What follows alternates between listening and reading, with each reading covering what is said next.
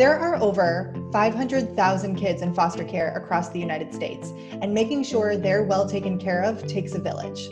I'm Erin Lindstrom, and this is Foster Care Aware, a production brought to you by Tidewater Friends of Foster Care with support from the Barry Robinson Center.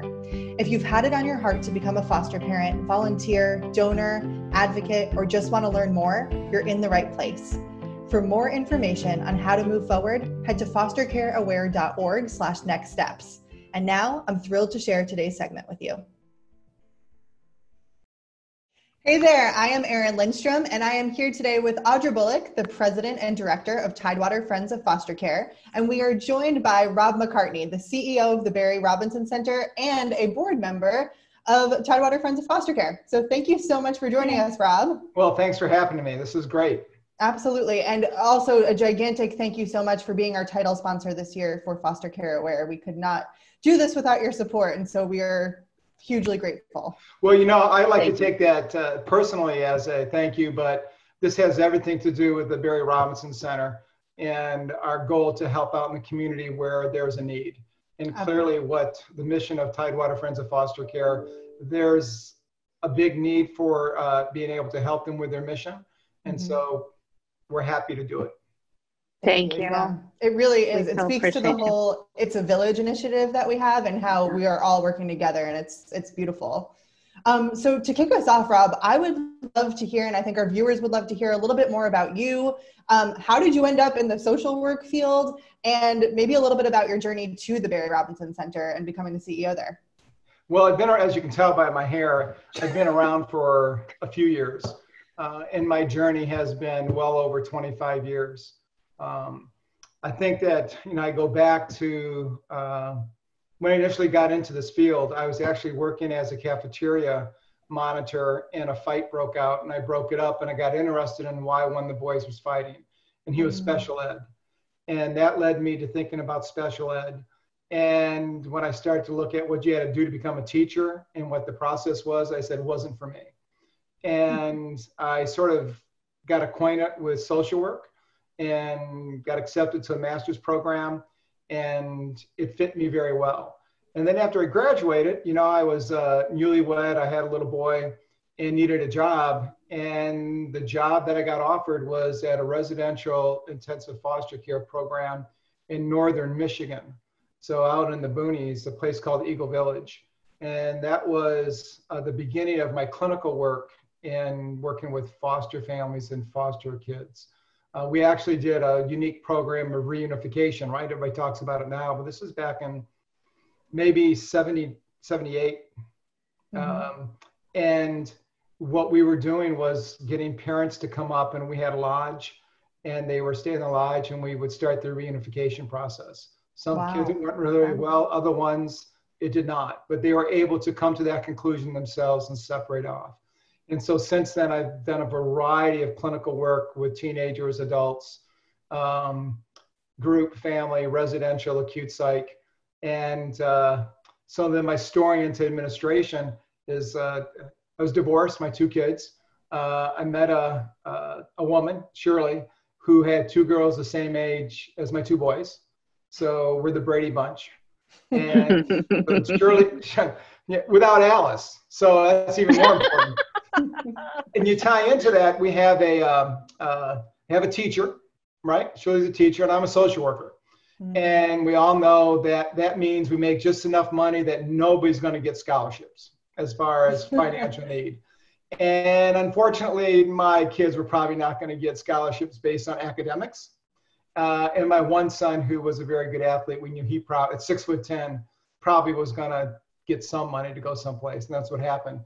But when my wife and I were talking about that, she said, as a good Southern woman would do, it says, what are you going to do about it? And so I switched into administration.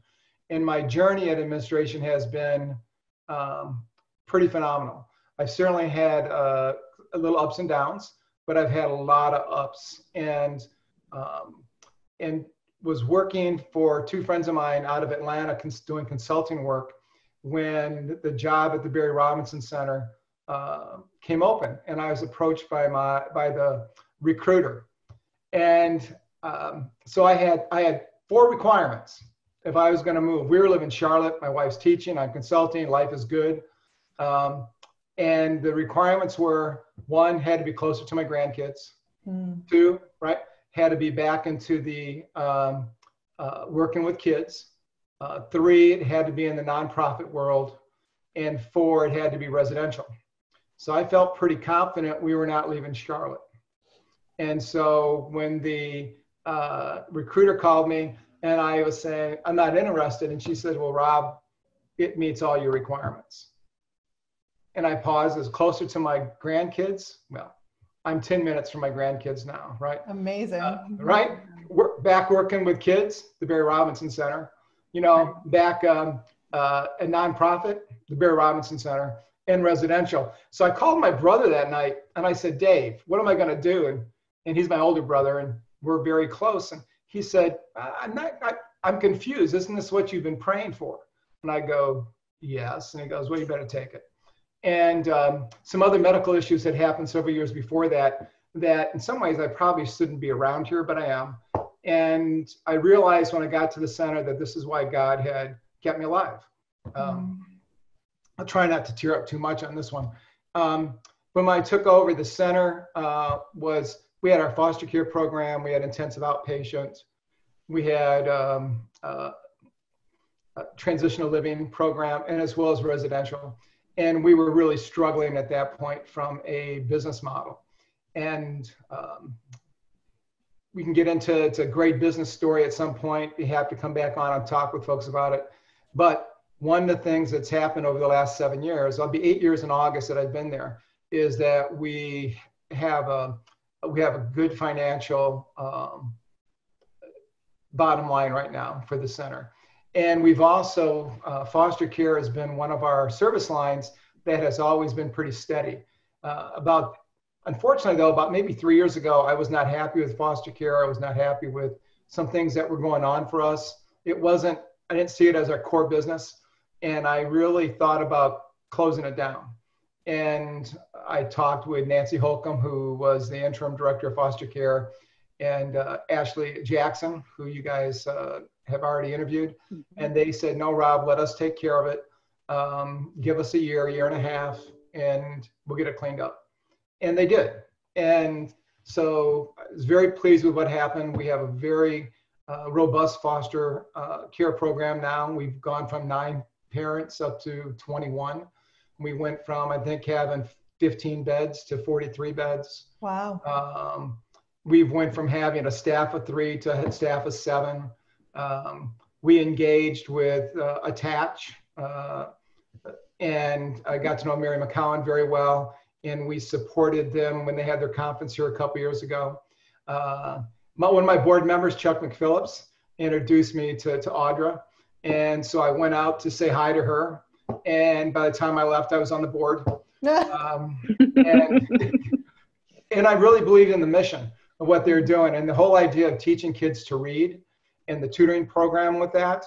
I tell people residential, if you can do one thing only, if I only had one thing kids could improve on, it would be in reading. Because if you can't read, you're not going to be successful. In addition to Tidewater Friends of Foster Care, we partnered with Together We Can, and we're helping them with their support of their work readiness program, as well as development of a mobile platform for that. And that's very exciting as well. So it's been an interesting journey to get to here. Obviously struggle right now because of COVID, and people are wondering what's going to happen. I see all sorts of opportunities because I know the need is only increasing. And we're just seeing the tip. The residual piece that's going to come in the next month, I think, is going to get huge.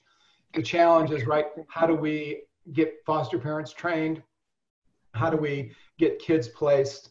How do we decrease people's anxiety about COVID-19? Obviously, once we have vaccination, that helps everything. But until then, what do we do? Rob, I could not agree with you more about the longer term impacts. The couple of years ago when there was the government, shutdown for just 35 days, that 35 days of seizure of a small amount of the economy of money into the economy, particularly local around Hampton Roads, made a huge impact on the number of kids in care. And that lasted for a long time. So you and I are of the same mindset of get people in the pipeline, and not just anyone, right? We want good quality parents. And I think, from our initial meeting, that's what I took away that I really liked so much about you and the Barry Robinson Center, is the philosophy of how you train your parents. I think by and large, people come to the table to foster out of very good reasons. And I think a lot of people can fall short of that journey because they're not trained properly. And I think that's where you and Mary McGowan's organization, Attach, and other organizations come together to support people through what is a very difficult process of caring for other people's children. So tell us a little bit more about, all the things that Barry Robinson does to support, foster care and children in the community. Well, first off, thanks for the compliments and about our focus and our philosophy. And I agree that there was sort of that connection right away, very similar. I think one of the things that we are bringing to the table is, I don't want to say it's a new viewpoint of foster care, but it is a viewpoint that I don't think has gotten enough focus and energy. And that is that when I was starting in foster care work decades ago, kids were staying for most of their life. They were not heading back home. The changes now is that we're looking at getting kids adopted so they can have that permanency, or getting back home, or getting into kinship care. And that changes the dynamics of what I'm doing as a foster parent. It can be very challenging when a kid leaves, right? I connect with them. I love them. They love me. And then the pain of with that loss. But if we know that that child is going back home to what may be a better for them with their family, then we step back and say that was our job. Mm-hmm. And so our view when we look at foster parents is that they're a paraprofessional with us, that part of their job is to prepare that child to go back home. And that means working also with parents. I go back to my first 4 year into that back in the 70s when we were doing the reunification program. Even kids who didn't go back home were able to reconnect and have some connection with their biological mom or maybe biological dad, or even reconnecting with their families. Maybe it's an aunt or an uncle, maybe it's a cousin. So understanding that we're talking about takes a village, we have connections outside of our immediate family that we don't even know about. And often as we get older, those connections, that second cousin once removed that I knew about sort of in Maine, and I get to know them and we become very good friends. And I think as we start to look at that with our kids in foster care, educating our foster parents, supporting them. We also know it's very, very challenging to be a foster parent, and it can be draining. And so one of the big pushes we're making is, how do we do self-care? How do we allow times for a foster parent, even if it's simply to have a break to go to the grocery store and buy groceries, or go down and get something from McDonald's. And so when our staff have time, that's one of the things that I'm encouraging them to do. The other piece on this, you asked Audra, is about what we're doing as a whole for social welfare, for child welfare. Mm-hmm. The board of directors has been very supportive of our mission of getting back into the community. Our residential program is doing well. Our foster care program is growing. But there are other opportunities out there that can have an impact on child health. And that is, what can we do to address the poverty level in Norfolk and in Hampton Roads? So we are at the beginning stages of trying to identify what's the best way of doing that. We know that getting through school, right? Having a degree, having a work history, all right? And in avoiding having children before you're married, right? Marriage before carriage is, you do those three things, the odds of you being in poverty are about 5%. So we know that if we can focus on that and figure out a way to help with that, then we know we're going to decrease an individual being in poverty. And we know that education is going to probably have to start in the middle school, maybe even before with that. of giving folks that message that let's get through school, let's get a job. That's why we're working with Together We Can, right? And let's talk about what it means to have relationships and what it means to have a child, and being able to have those very candid discussions with people. So, and what you'll find is as kids have more information and dialogue, they're able then to make informed choices. And certainly, who are we to sit back and judge the right or wrong choice? But our job is to give them information based on that. To that end, we just brought on a new executive director of foster care, and Audra, I shared with you her resume. And yes, impressive. Yeah, Dr. Madison is coming to us from Pittsburgh. She's actually doing her onboarding today via Zoom. And right, and so years of history of working in the child welfare system, foster care system. So she'll be taking over foster care, but she'll also be looking at how we're going to implement the poverty issue. The other big thing we've looked at, and where a lot of our time has been the last several months, is that if we're really going to invest in helping out with social welfare, we need to probably be more embedded in the city. So we're actually exploring the opportunities to purchase property. And I would anticipate within the next 2 to 3 years, we'll have another building someplace in the downtown Norfolk area. So it's, in addition to all that, we've added intensive outpatient services for substance abuse, because when we see kids who are at risk, which our foster care kids are, we're talking about higher incident rate of substance abuse. Mm-hmm. Sure. The state of Virginia has really been a leader in this because of their arts program. And so they've allowed it to the fact that, well, you're never going to get rich on this. You don't have to go to the poorhouse doing this level of service.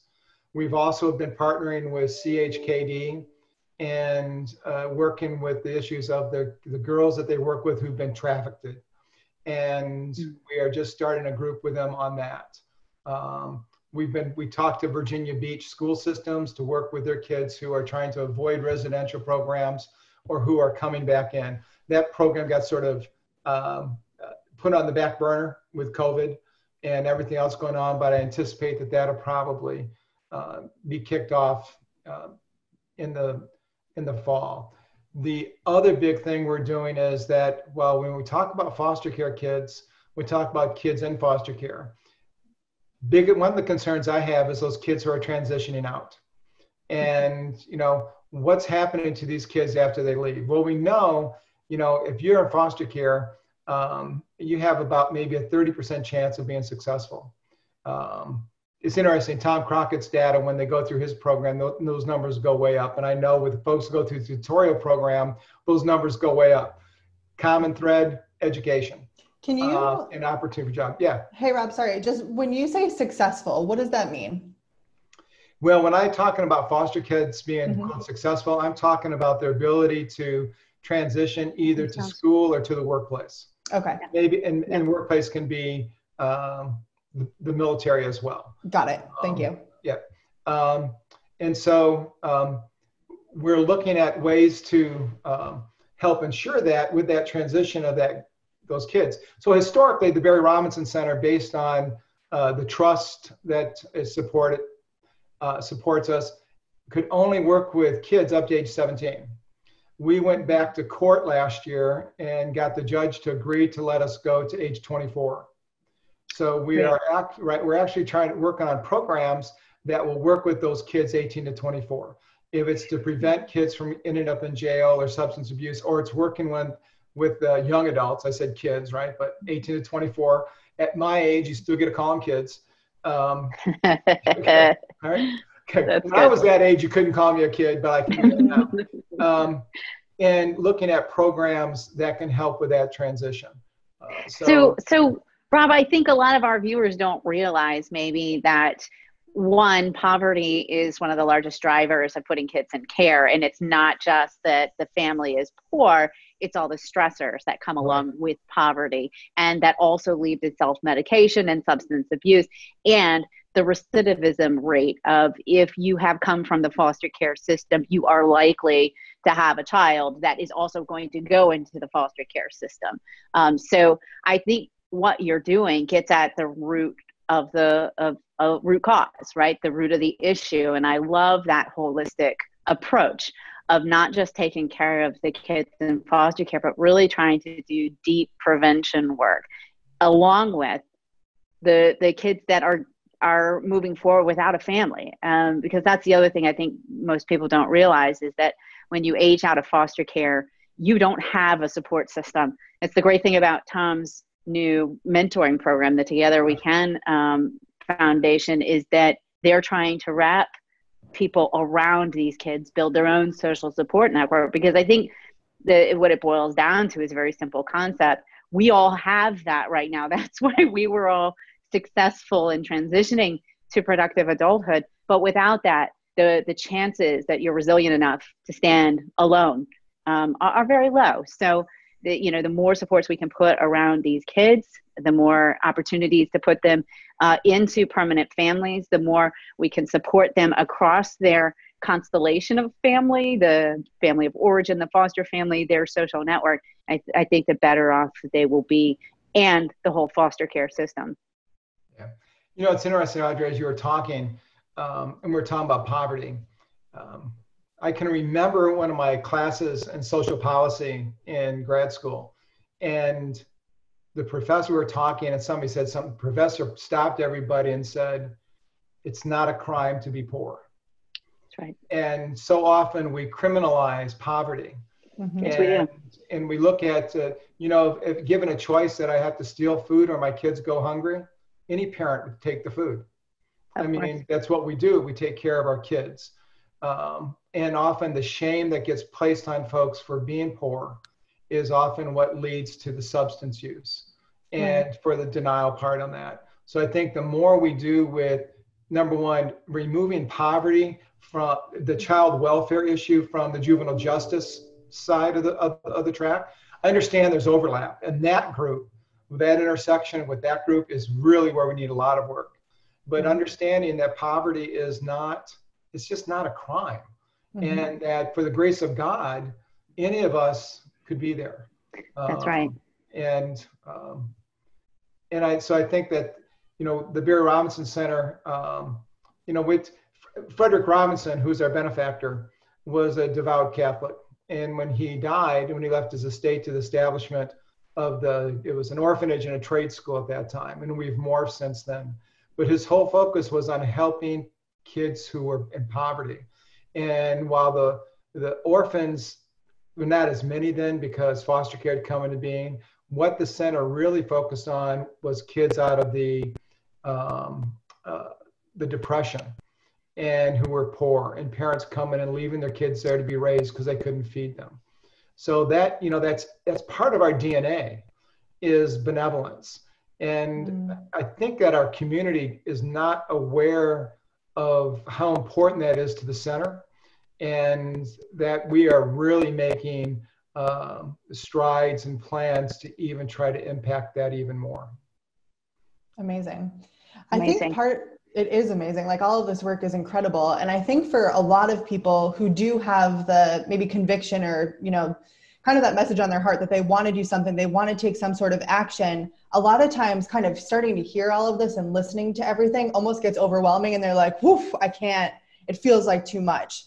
So can you speak a little bit to like, what is the one simple thing? How do you take a step forward in all of this and figuring out what is my role in helping when the overall issues can feel kind of gigantic? Well, that's a great question. The thing that came to my mind initially was, one of the things we talk about at the center is connection before correction, and understanding that it's the relationship that heals, and being able to develop that. So any of us can work with somebody else, even a friend, family member, in enhancing our connection with them, being able to sit back and listen, let them know that we care and we're available. And how many times have any of us been in a situation where we just wanted to talk to somebody, and knowing the fact that somebody was available helped us out? Old Swedish proverb, share the joy, double the joy, share the pain, half the pain. And I think that if I'm talking to folks what they can do, everybody has the ability to do that. That's simple. Walking by somebody, smiling them, putting coins in the Salvation Army can. Those are all things of giving back. If you don't have time, if you can donate money, or if you can go to the food co-op and put food on the shelf. If you want to take it a step further and you want to do more work in the field, then I think the next step is start to explore where you want to do that. Mm-hmm. So visit some of the websites or the programs. You know, the Barry Robinson Center, the UP Center, the Bear Center, you know, Families First. Those are all potential foster care agencies that people will want to look at. And to understand, I tell folks that the best way to know if a therapist is going to work for you is that after the third session, you like them. Research is pretty good on that. And so not every therapist fits with every individual. Not every foster care program is going to fit with every family. So I would say talk to a few of them, look at their website. If you can get with some of the other foster parents, talk to those foster parents. They are really good about sharing the information of their experience, and our foster parents are great. And you know, one of the things about me is everybody gets my business card and everybody has the green light to call me or text me. My foster parents are not afraid of using that communication, and to not only tell me when they have a concern, but more and more what I've been seeing with them is to say thanks and to identify some of the workers that are doing a great job. We did a questionnaire, so like a survey questions out to the foster parents about 2 weeks ago about how we were doing with COVID. And we had about 50% return, which I was very happy with. And I was I really expected to hear some things about we need this, but it was all about you guys are doing what you can do. We appreciate the support that you've been giving us. And by the way, let me tell you about Ashley Jackson. Let me tell you about Cabria Hughes. So I think that's it. Then to even go talk to them, and then if you can go through some training, go through the Pride training. Even if you never become a foster parent, that Pride training can be really good for you. You also start to get a sense about what you're getting yourself into. And it's not going to be it may be what you envisioned. If it is, it's rare. It doesn't mean it's not the right thing to do. Right. Our Pride trainings, I get in and I talk with the parents, and usually have one or two folks who are just sort of there because their spouse told them to come.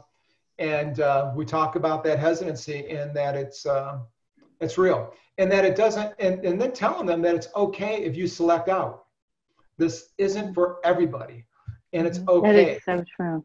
That is so true, Rob. Because it's a very hard thing to take care of other people's children and emotionally invest. And the only way I think to do it right is to, when those children go home, you're completely heartbroken, and that means that you've given them what they needed. But yes, it's a hard decision, and it's not for everyone. But you don't have to foster to be a part of the solution. You can pitch in and help out. It sounds like too what you're saying is like you don't have to commit to learn more. You can learn more and then through that process figure out if this is for you and if you want to commit. That's great, because during the process you may find out that I don't want to do foster care, but maybe I want to be a direct care worker. Right. The Barry Robinson Center. Right.